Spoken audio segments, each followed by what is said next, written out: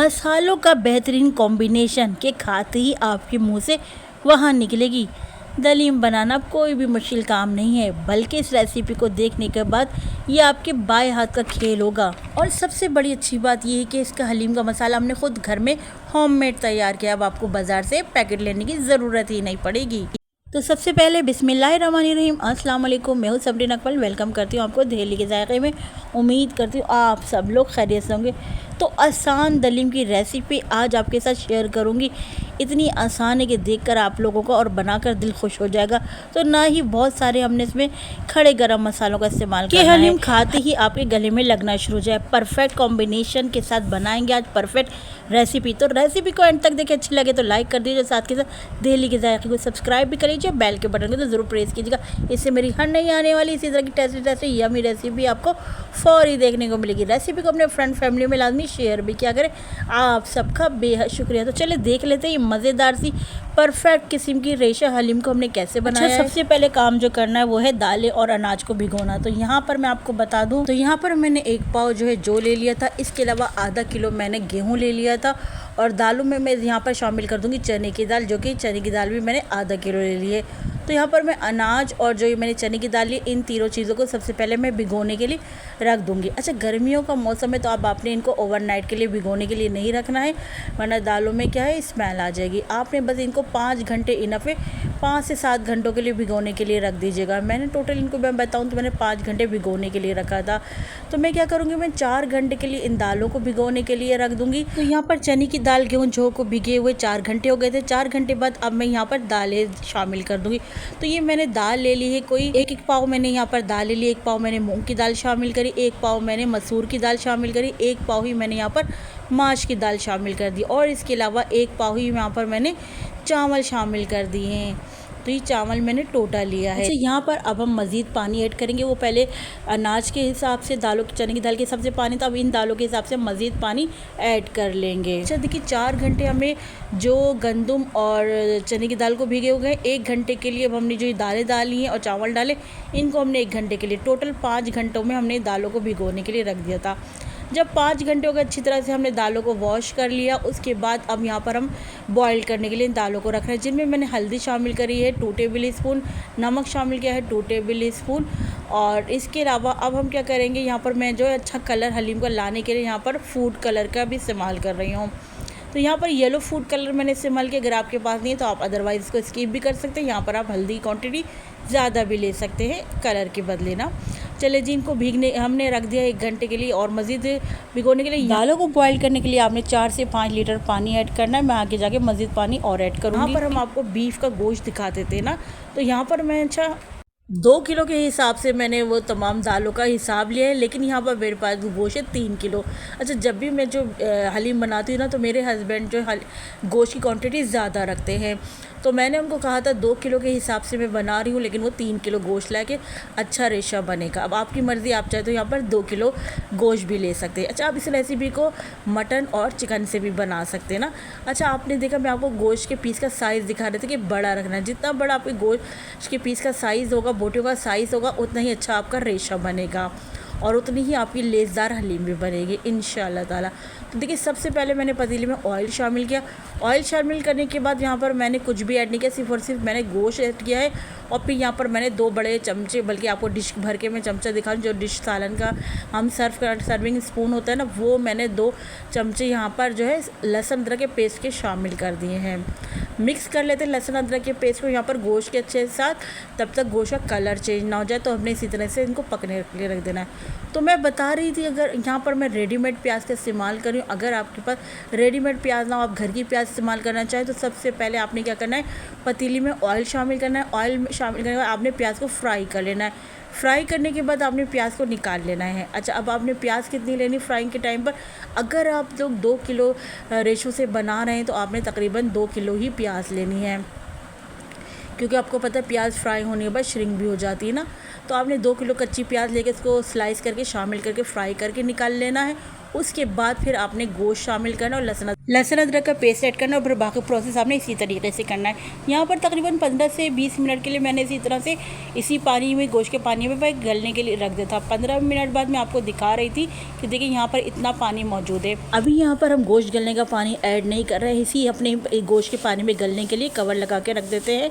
इतने क्या है, हम हलीम का मसाला तैयार कर लेते हैं, फिर आगे जाके हम जो पानी ऐड करेंगे। अभी यहाँ पर हम हलीम का मसाला तैयार कर लेते हैं। तो यहाँ पर मैं कुछ खड़े गरम मसाले ले रही हूँ। ये मेरे पास मिक्स खड़े गरम मसाले हैं, जिनमें मैं आपको बता दूँ मेरे पास ज़ीरा है, यहाँ पर बड़ी इलायची है, यहाँ पर साबुत काली मिर्चें हैं, लौंग है, दालचीनी की स्टिक्स है यहाँ पर, और बड़ी इलायची है, और यहाँ पर मैं डाल रही हूँ हरी इलायची, और ये बादियान के फूल हैं कुछ टूटे टूटे ना, तो तकरीबन आप समझ लें डेढ़ फूल है यहाँ पर बादियान का। और हरी इलायची आपने देख ली क्वांटिटी। यहाँ मैं आपको दिखा रही थी कि जायफल जवतरी मैंने शामिल कर दी है। यहाँ पर 2 टेबल स्पून मैंने साबुत ज़ीरा लिया है, 1 टेबल स्पून मैंने साबुत काली मिर्चें ली हैं, हाफ़ टेबल स्पून लौंग ली है, 3 अदद मैंने बड़ी इलायची ली है, और हरी इलायची तकरीबन 6 से 7 अदद लिए, 3 बादियान के फूल लिए थे। उसके अलावा मैंने दालचीनी की स्टिक तकरीबन कोई 2 स्टिक ले ली थी दालचीनी की, और जायफल जवतरी तो आपने देख लिए कि कितने मैंने पीस लिए थे। अच्छा, अब इन तमाम साबुत गरम मसालों को मैंने पीस लिया है। उसमें से मैंने जो मैंने गरम मसाला पीसा इसके 2 टेबल स्पून मैंने यहाँ पर शामिल कर दिए, बाकी मैंने रोक लिया, उसका मैं आगे चलकर इस्तेमाल करूँगी। यहाँ पर मैं पिसी हुई लाल मिर्चें 3 टेबल स्पून मैंने पिसी हुई लाल मिर्चों के शामिल किए, 3 टेबल स्पून ही यहाँ पर मैं पिसा धनिया के मैंने शामिल कर दिए हैं। यहाँ पर मैं हल्दी अच्छी क्वांटिटी में लूँगी, तो मैंने हल्दी जो है बाद में भी ऐड करूँगी। तो यहाँ पर मैं अच्छा कलर लाने के लिए 1 टेबल स्पून कश्मीरी मिर्चों का इस्तेमाल कर रही हूँ। अभी हमने दाल बॉयल करने में हल्दी और नमक का इस्तेमाल किया, तो यहाँ पर नमक हम देखकर शामिल करेंगे। 3 टेबल स्पून ही यहाँ पर हमने नमक के शामिल किए हैं, और जो 2 टेबल स्पून हमने हल्दी के शामिल किए, ये मैं शामिल करूँ सेट्रिक एसिड, तो ये मैंने शामिल किया है 1 टीस्पून। सेट्रिक एसिड से क्या होगा कि आपकी हलीम को जो है ये दलीम को प्रिजर्व करने के काम आएगा सेट्रिक एसिड ना। तो अच्छी तरीके से ही हम इन तमाम हलीम के मसालों को मिक्स कर लेते हैं। लीजिए जनाब, घर में हमारा होममेड हलीम का मसाला कितनी आसानी से तैयार हो गया है। अब आपको हलीम का मसाला के डब्बा ख़रीदने की ज़रूरत ही नहीं है कि इतना महंगा आप डब्बा ख़रीदें। घर में ही जब आपके तमाम मसाले मौजूद हैं तो फिर क्या ज़रूरत है बाहर के पैकेट के हलीम मसालों के, किसी भी मसाले ख़रीदने की। अच्छा जनाब, ये हमारा हलीम का मसाला ज़बरदस्त तैयार हो गया है। आ जाते हैं अब हम अपने जो हमारे पतीली में गोश्त जो है पक रहा है, आ जाते हैं देख लेते हैं उसको। तो हम आपको पता है हमने अभी गोश्त में यहाँ पर कुछ भी शामिल नहीं किया, सिर्फ ये लहसुन अदरक के पेस्ट में ही पक रहा है। देखा हमने इसको इतना पकाया कि इसका कलर ही चेंज हो गया है हमारा गोश्त, और ना ही हमने यहाँ पर पानी ऐड किया है, अपने ही पानी में ये गल रहा था। तो पकते हुए गोश्त को तकरीबन यहाँ पर गोश्त को अपने पानी में ही गलते हुए 1 घंटा हो गया है। तो 1 घंटे बाद अब हमने यहाँ पर हलीम का मसाला शामिल कर दिया है। जो हमने हलीम का मसाला ऐड किया इसको हमने अपने गोश्त में अच्छे से यहाँ पर मिक्स कर लेना है। बस जी यही मिर्च मसाले डालेंगे और इन्हीं मिर्च मसालों के बेहतरीन कॉम्बिनेशन के साथ एक बेहतरीन हलीम तैयार होगी। अच्छा, हलीम में ना तो टमाटर का इस्तेमाल किया जाता है और ना ही दही का इस्तेमाल किया जाता है।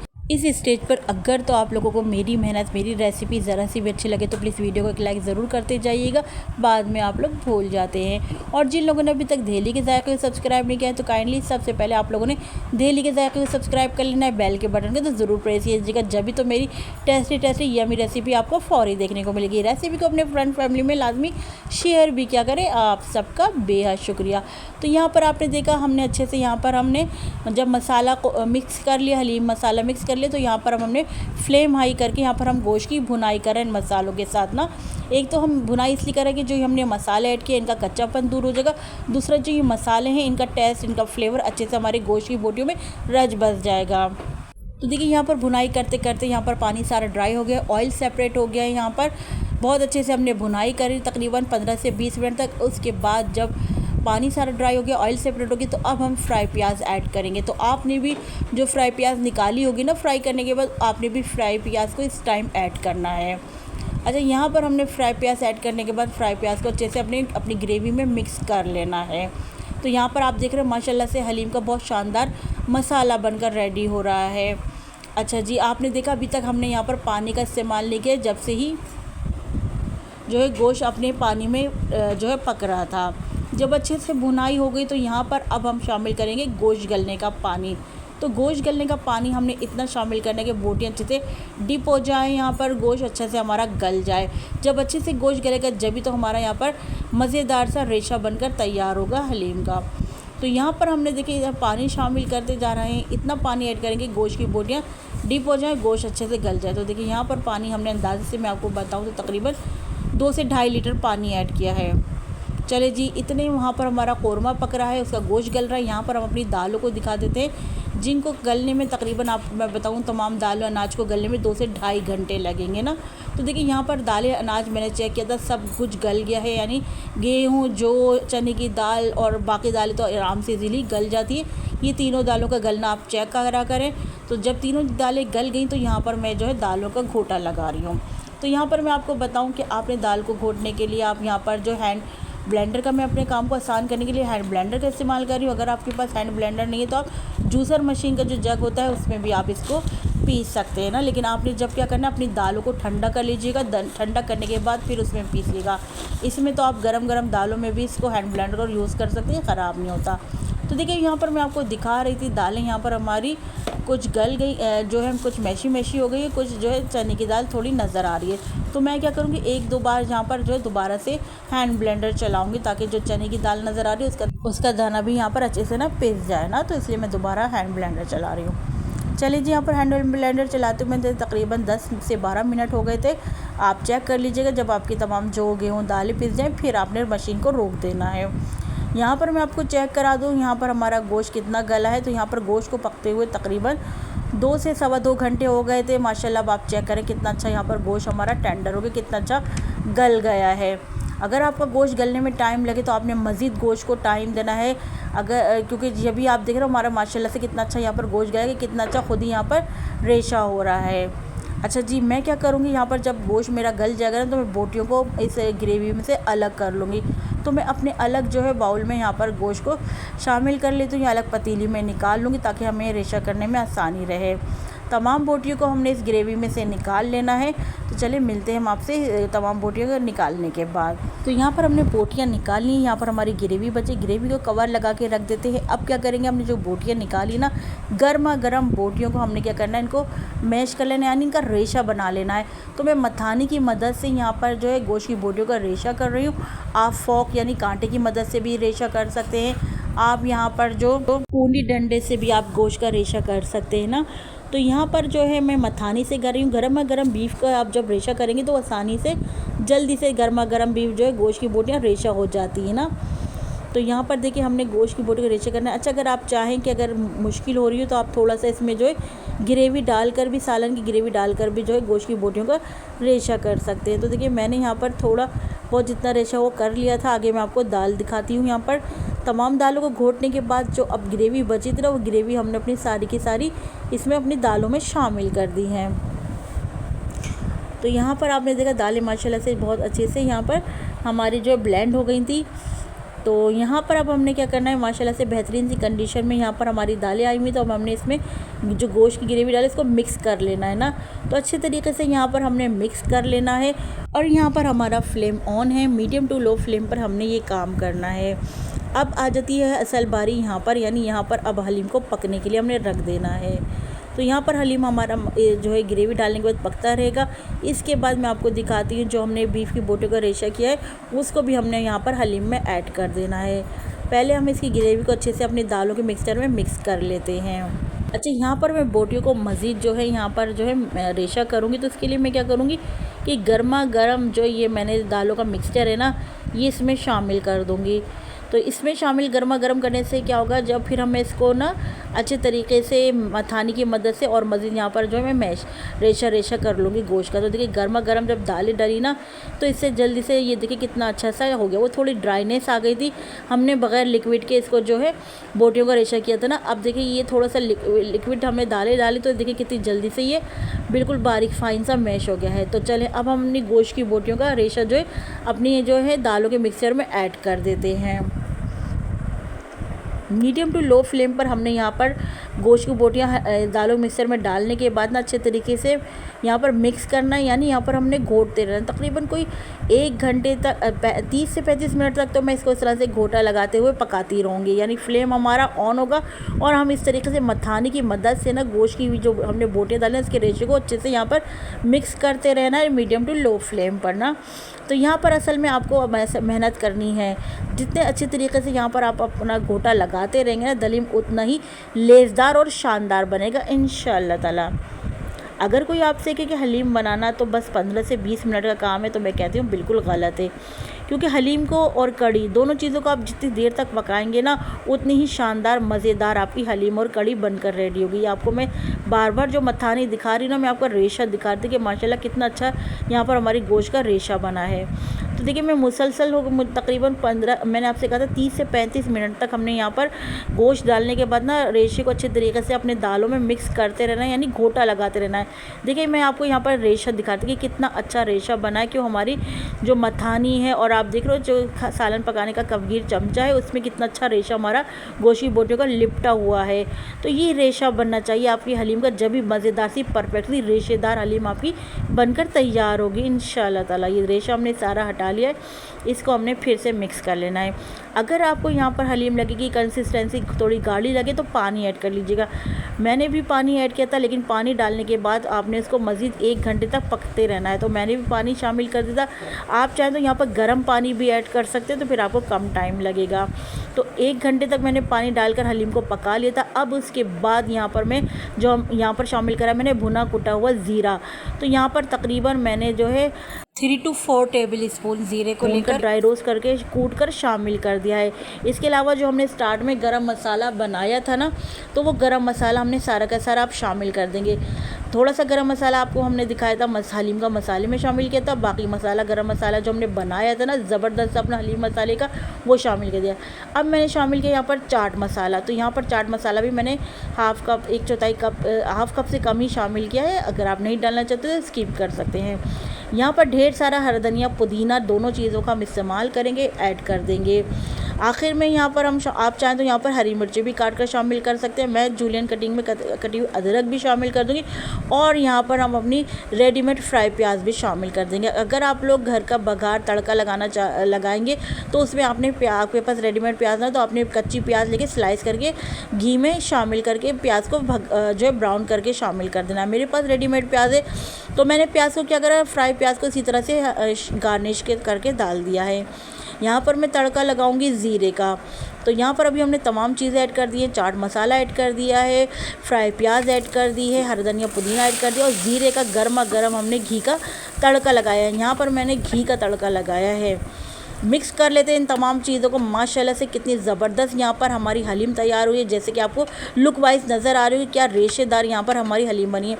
यहाँ पर मैंने फ्लेम ऑफ कर दिया था। आपको पता है हलीम जो ठंडा होने पर मज़ीद गाढ़ी होती है, तो आप मैं आपको इसकी कंसिस्टेंसी चेक करा रही थी, तो इसका रेशा दिखाती थी कि कितना अच्छा यहाँ पर हमारा गोश्त का रेशा बना है। तो आई होप मेरी आज की आपको लोगों को रेसिपी पसंद आई होगी। कितनी आसान तरीके से मैंने आपके साथ ये रेसिपी शेयर करी है। यहाँ पर आपको हलीम का मैं कुकिंग प्रोसेस बताऊँ। गोश्त का रेशा शामिल करने के बाद आपने तकरीबन 1.5 से 2 घंटे तक तो इसको मीडियम टू लो फ्लेम पर पकते ही रहना, लेकिन बीच बीच में आपने बार बार जाके चमचा चलाते रहना, ताकि जो गोश्त की बोटियों का रेशा या दालें वगैरह नीचे पतीली के बेस में ना लगे। और एक और इम्पॉर्टेंट आपको मैं बात बताऊँ, जब भी आप हलीम या खीर या कुछ भी ऐसी चीज़ बनाएँ जिसका नीचे लगने का खदशा हो, तो आपने क्या करना है, मोटे बेस की पतीली लेनी है, जिसका बेस का तला जो है ना भारी हो, मोटा हो, वो आपने इस्तेमाल करना। उससे क्या होता है कि आपके लगने के चांसेस कम होते हैं किसी भी चीज़ के ना, जो भी आप कुकिंग करें। तो गर्मा गर्म हलीम को हम अपनी सर्विंग डिश में निकाल लें। माशाल्लाह से आपको नज़र भी आ रहा होगा कितने अच्छी यहाँ पर हमारी गोश्त की बोटी का रेशा नज़र आ रहा है। तो यहाँ पर आप गार्निश कर दीजिए जूलियन कटिंग में अदरक से शामिल कर दीजिए, फ्राई प्याज जो कि मैं कहती हूँ हलीम की जान है, हरा धनिया पुदीना से गार्निश करेंगे, लेमन हमने काट कर यहाँ पर शामिल कर दिया है। अच्छा, मैंने क्या किया था कि जब ग्रेवी में से ना ऊपर से इसका ऑयल निकाल लिया था ना कौरमे का, तो ये ऑयल कौरमे का हम इसमें शामिल कर देते हैं। इससे क्या होता है कि फ्लेवर अच्छा आने के साथ साथ ना ये दिखने में भी बड़ा ज़बरदस्त लगता है इस तरह से ना। तो अगर आप लोग इस तरह से डालना चाहें डाल दें, अदरवाइज़ आप लोग स्किप भी कर सकते हैं।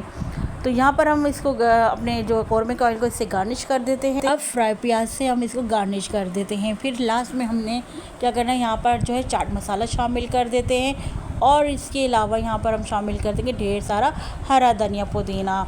तो लीजिए जनाब, माशाल्लाह से देखिए लग रही है ना टेस्टी। तो अब आप देखिए माशाल्लाह से हमने किसी बेहतरीन किस्म की, परफेक्ट किस्म की आपके साथ दलीम की रेसिपी तैयार शेयर करिए। तो यहाँ पर आप देखिए कितनी लेज़दार बनी है। तो एक दफ़ा आप लोगों ने इस रेसिपी को लाजमी ट्राई करना है और फिर अपना फीडबैक मुझे लाजमी दीजिएगा कि आप लोगों को मेरी ये रेसिपी कैसी लगी और जब आपने बनाई तो आपकी कैसी बनी। तो देखिए कितने आसान तरीके से मैंने आपको एकदम परफेक्ट किस्म की दलीम की रेसिपी शेयर करी है। अब रेसिपी बनाना आपका काम है। अब आप इस गर्मा गर्म दलीम को चाहे तो गरम गरम नान के साथ इंजॉय करिए, या फिर ऐसा स्पून के ज़रिए इसको खाइए, या फिर जो बाज़ लोग इसको जो ब्रेड आती है ना, ड्राई ब्रेड जो आती है, उसके साथ भी इसको पसंद करते हैं, चाहे तो इसके साथ भी आप लोग इंजॉय कर सकते हैं। चलिए चलती हूँ, मुझे आपके प्यार से कमेंट का इंतज़ार रहेगा। जब तक के लिए मुझे समरीन अकमल को दहली के ज़ायक़े से इजाज़त दीजिए। अल्लाह हाफिज़।